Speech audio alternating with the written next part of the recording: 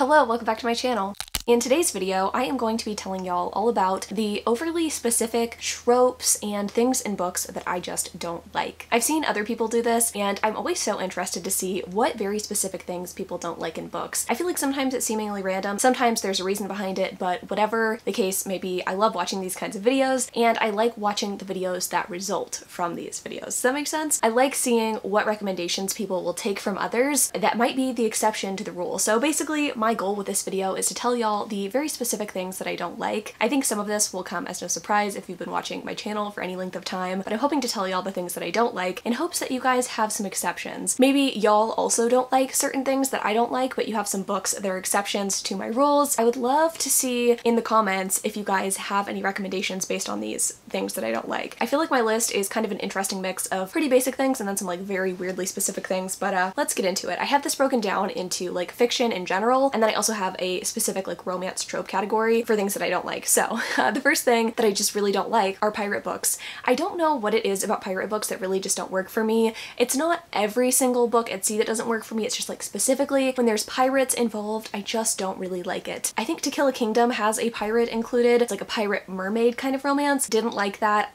Something about it just never really works for me. Every pirate book I've ever picked up, I'm just not into, which kind of sucks because I think that's a pretty common historical romance trope, but I just haven't found one that works for me yet. I know a lot of people like, what is it, Sea of Ruin or something like that by Pam Godwin, and I've seen such good things about that, but I've just not been tempted to pick it up because I know that it is pretty much completely set at sea and I think it's a pirate romance. So I don't know, let me know in the comments obviously if you have any pirate books you'd recommend, but for the most part they just don't work for me. Okay, next up is one that I think a lot of y'all do like, but for me it just doesn't work so well. Okay, so enemies to lovers romances, right?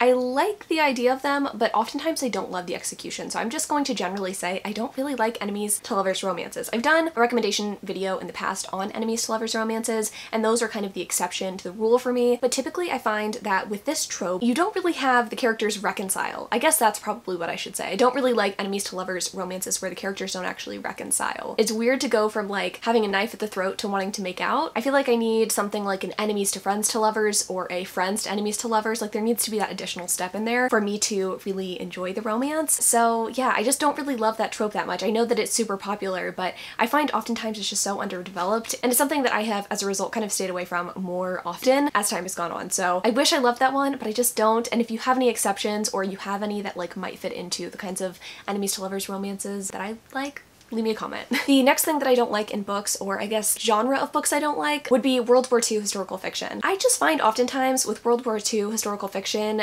that time is romanticized a lot. Something about having almost all historical fiction that comes out that's like lauded as being the best be set during World War II, it just feels weird to me. Like you'll find so many historical like romances that are set during this time, like really romanticize the war, or you know, there being like different sides. It just doesn't, it's not really for me. I tend to just generally steer clear of World War II historical fiction as a result. There are some books that like I might end up reading anyway. I think like The Nightingale by Kristen Hanna has that, and maybe if it's like super good I would be willing to kind of put my pride aside and read it, but for the most part I just feel like, again, this is a time in history that has been done and done again in stories, and again, they romanticize it too much, and it wasn't a time to romanticize. Okay, this one is kind of specific to thrillers. I really cannot stand repressed memory or multiple personalities as like plot twists. These two aspects of psychology are things that are hotly debated, and to have them as twists in thrillers when they're often done wrong, it just feels very weird to read about. In general, I don't really like when mental illness is used as a trope or as a twist in a thriller, but specifically whenever it's a kind of multiple personality, repressed memory kind of thing, it doesn't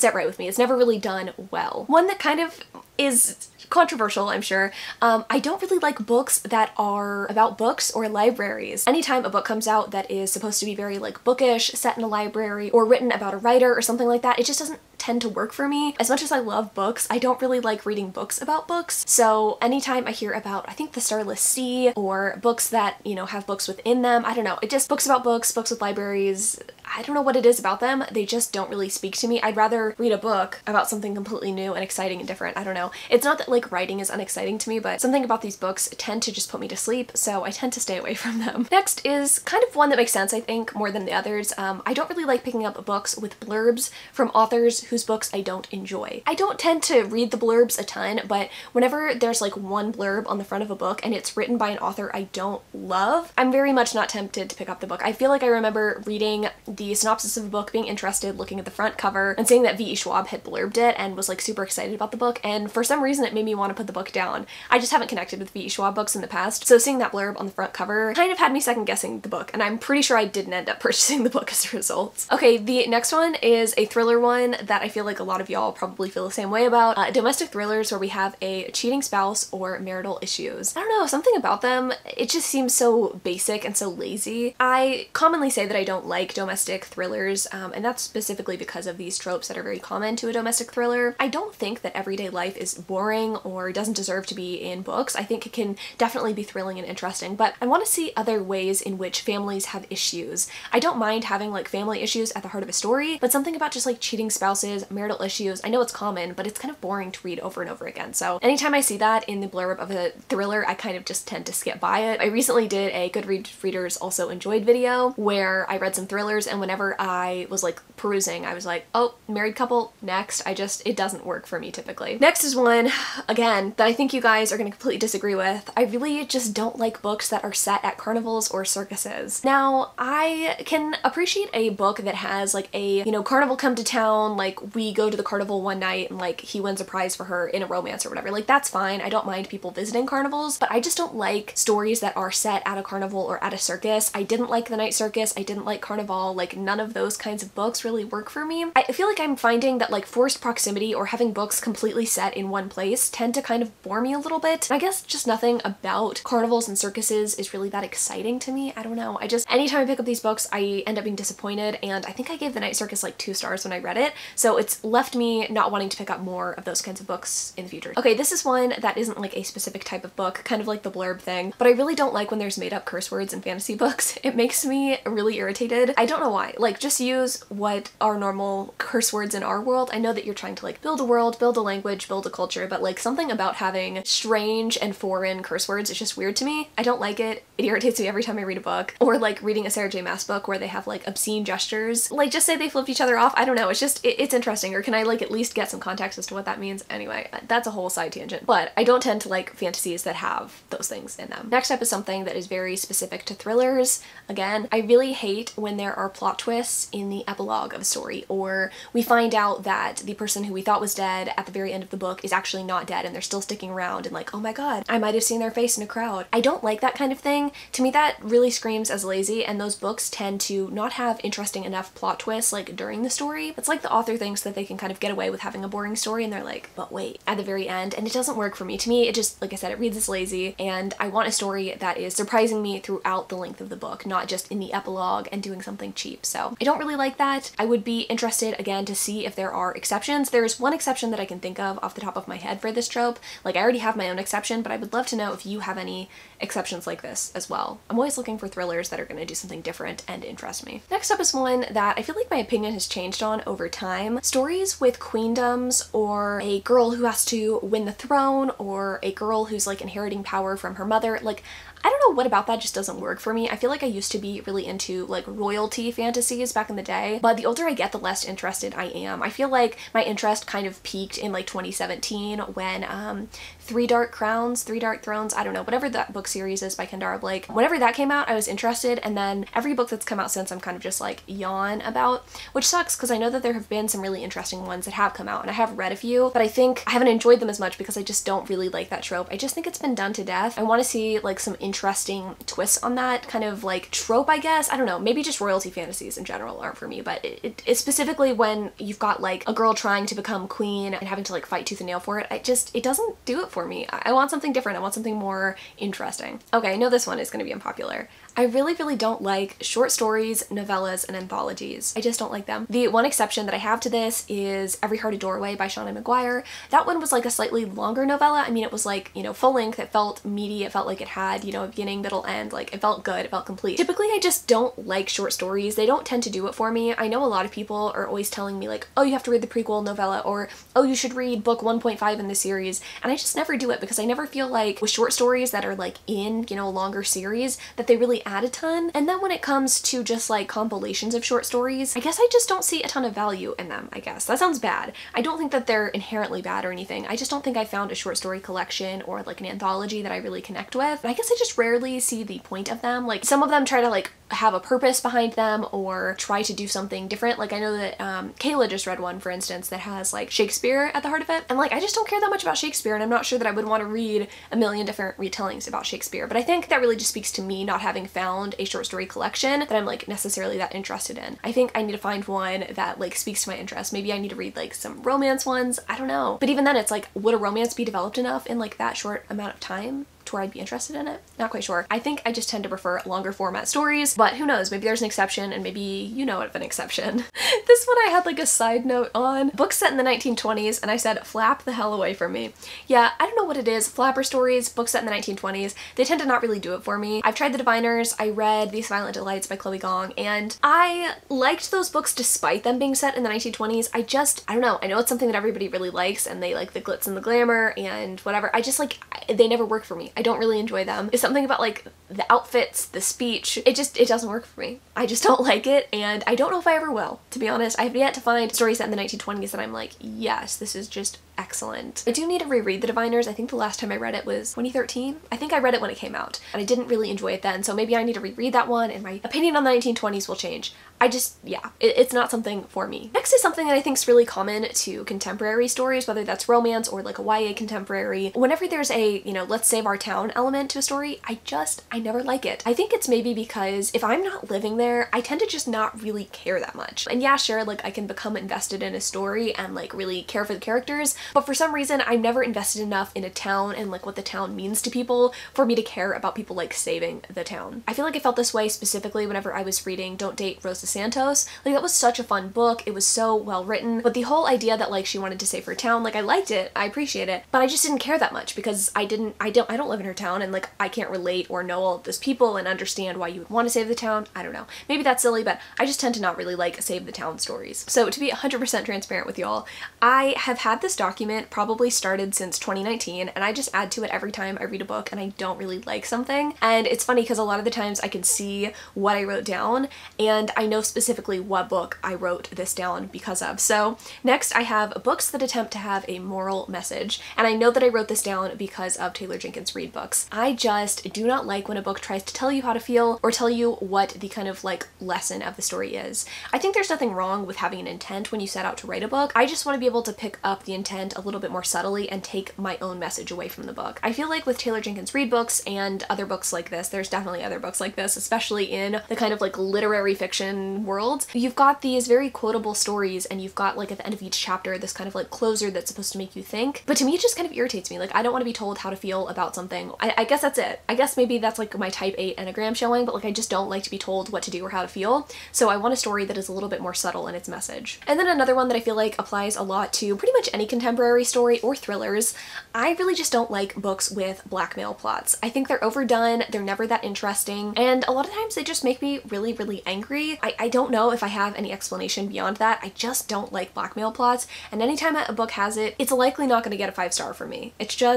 It's not my thing. Now moving on into the more romance-specific things that I don't like in books. You're gonna see a lot more tropes in this category, but let's just get into it. There's quite a few things here. So the first thing is something that is kind of specific. I don't like love triangles with a weak leg. I tend to really actually enjoy a good love triangle, a love triangle that is angsty and where you can't see how a character is going to make a choice between two people. I love those. I think those are fantastic. But oftentimes with a love triangle, you have a leg of the triangle that is just not really up to par with the other leg of the triangle. You know, you've got like two guys and one of them is clearly just the poor choice. Like, why would you pick him? I don't like stories like that because I feel like it's lazy writing, and it's like, why even bother have that person as a conflict if they're not truly going to bring conflict to the story? It's like at that point, why don't you just have the conflict be like an interpersonal one? So love triangles with a weak leg really don't do it for me, but maybe you guys know of a story where the strong leg of the triangle is just so good and the romance is so good that I need to pick up the book, but for the most part, I don't love them. Next is a pretty basic one, but I really don't like secret babies in stories. I love kids, don't get me wrong, and I don't mind kids being a part of a romance, but I really don't like when there is a secret baby that someone is hiding from the person that they had said baby with, or when we don't find out until the very end of the story that there's a baby involved. It just irritates me, and I guess it's almost as irritating to me as like a surprise baby trope. That is pretty irritating, but a secret baby I think is even worse. Like, children should not be secrets. If you were going to engage in a romantic relationship with someone, I think it's pretty good to be upfront about the fact that you have a kid. I was reading a story recently and I didn't find out until the 50% mark that this person had a child. So you've had the child the whole time. It wasn't like it was a surprise baby, but you're trying to not tell us. And as a result, you're not trying to tell the person that you had the baby with that it's a secret baby. I don't know. This has happened a couple of times in romance and it just irritates me. No secret babies. I also don't like surprise babies, but especially secret babies. Okay, this is one that just shouldn't be a thing in romance, but for some reason authors insist on doing it and pissing me off. Whenever there is a large time jump or separation where characters will like break up and then get back together, I just don't understand how that can logically work. Even if you guys had a really strong connection, even if y'all still want the same things in life, you've been apart for 6 years. How can you break up, not see each other for 6 years, and then get back together soon after? It just doesn't make sense for me. I guess it could perhaps maybe work if you do it very early on in a story, like the breakup happens very early on, there's a 6-year time gap, and then like the rest of the book, like the next 60% of the book is them trying to see how they work in the present day. But oftentimes you have like this really big, long, drawn out build up, and then at the 80% mark is when they break up, and then 6 years later get back together. Like, I'm not convinced that that's gonna work. Like, I'm not convinced that your romance is working. I feel like it's a really lazy way to do conflict, and maybe I'm just too picky, but I just feel like that is in the back of my head every time I read a book like this. I just feel like I need the couple to have some more time together before they like fully commit. And oftentimes you have them like getting back together and immediately getting married. I'm like, you guys have not been together in 6 years. Like, how do you know that they're the same person you love? So it irritates me. It happens too often. I don't know why this is done over and over again, but I hate it. Okay, the next two things apply to high school boys because I read a fair amount of new adult stories. I really hate when high school boys are in gangs in books. It just is never done correctly, and it's usually romanticized, which I find kind of strange. I'm not saying that gangs should never be a part of a story, but the ones that I've read, it's like not only is he on the football team, but he also moonlights as a gang member, and I'm like, that's not how that would work if that were something that was happening. It's never done well. I don't like it in new adult stories. That's a no for me. Okay, the next thing I have written in my notes as high school boys. I do stand by the fact that this happens oftentimes in new adult romances, but I feel like this applies to kind of all guys in stories and romances. You always have this hotshot dude who has women just falling all over themselves to get with him. I don't know, like, I'm not saying this never happens in real life, but anytime I've been at a bar and like observed people around me, I've just never really seen this happening. Maybe if it's someone that the person's already acquainted with, I could understand, but oftentimes you just have these just completely unrealistic and unbelievable circumstances where this guy is just hot shit and these women are just like, oh my god, he's so hot, I have to have him, I'm gonna offer to like, you know, do something sexual for him. I don't know, it seems weird, it seems out of character for like the people that I know personally, and I know that everybody has their own experiences and that this could definitely happen in real life, but it's just so strange that this is something that is like recurring over and over again. Like, the guy is just so irresistible and all of the women must have him. No, I hate it. I really hate that in stories. This is one that I really hate, and I think it was more common maybe back in 2015, but I really don't like warring rich people. This was definitely something that happened more back when 50 Shades was super popular, but I really don't like having like this high-powered girl boss with this guy attorney and they're like battling it out because like one has the office that the other wants, or things like that, like really contrived, silly things. I find it entirely unrelatable, and I'm not saying that every story has to be something that's relatable, but when I'm reading romance, I want to be able to kind of see myself at least a little bit in one of the characters. I can pretty much never do that if we have two just obscenely wealthy people fighting about really silly shit. Like, I don't care that you don't get your office space, Gina, like, I just don't care. I'd rather see people who have like real problems and real issues and have those actually be the conflict of the story. So I really don't like that. Thankfully, I don't have to avoid that too often because I don't feel like I tend to pick up like corporate style romances anymore, and I feel like they have become less popular as well. But anyway, something that really irritates me, and whenever I was doing my first list video that was like a BuzzFeed romance video, that was something that came up quite a bit because a lot of those romances were written around when 50 Shades came out. So thankfully, haven't picked up any since then, but it's something I avoid very heavily. This is kind of specific to paranormal romance, and I know that y'all know this about me because I talk about it fairly often. I don't tend to like paranormal romances that have strange lore. Now, I love vampire stories. I like the most kind of basic stories you can have when it comes to paranormal. Give me werewolves, give me vampires, give me some sort of interesting magic system, like I'm fine with that too. I just don't like when people try to reinvent the wheel when it comes to things that we already know. As much as I love Nalini Singh, I don't really like the way that the world was created. It was something that I definitely had to like dip my my toes in and kind of get used to. But having angels create vampires was just something that was very weird to me and definitely takes away from my enjoyment of those stories. And I find that that is something that's like fairly common in paranormal romances, especially I guess as time goes on, people want to create more interesting stories, and maybe it is interesting for some people, but for me it just feels like weird and wrong, and I don't know. I can never like fully buy into a story that has kind of like strange world building like that. That's just something that personally I don't love. This one is pretty specific. I don't really like when people say like I can't live without you, or they make entirely huge proclamations, and yet I have no idea why these two characters even like each other. I think this is just a result of really bad romance writing, but it's something that happens fairly often in stories. I find this like very specific type of new adult story, it does this more than others, the kind of new adult story that is like trying really hard to be like angsty and emotional, stuff like the books Amy Harmon writes. I'm not saying that she has done this a ton, I actually tend to like the development of her stories, but things that are like so emotional and they're trying to like wring the emotion out of you, and yet it's not really working, I guess. Because I don't understand why these people are saying I can't live without you. It's just kind of dramatic, I guess. Like that kind of stuff irritates me. I tend to not like overly dramatic romances, I guess. Next up are two really popular tropes that I just personally don't really like. First up is second chance romances. Most people don't deserve a second chance. I'm just gonna put it on the record. At least in romance. I'm not saying in real life people don't deserve second chances, but in romance,